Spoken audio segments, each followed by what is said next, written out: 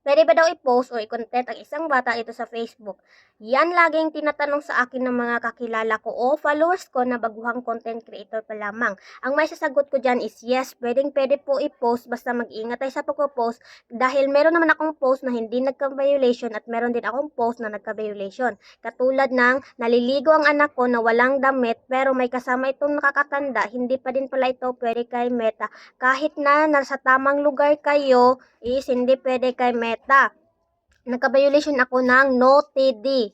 Kaya mag-ingat talaga tayo dahil ang monetization ko is limited restriction and yung growth and tricks ko sa profile recommendation. Yan talaga yung nagka-problema ako noong nag-post ako ng picture ng anak ko na walang damit na naliligo. Bawal na bawal po talaga yun kay Meta. Kahit na may kasama itong nakakatanda, kahit nasa tamang lugar pa kayo, bawal ito kay Meta.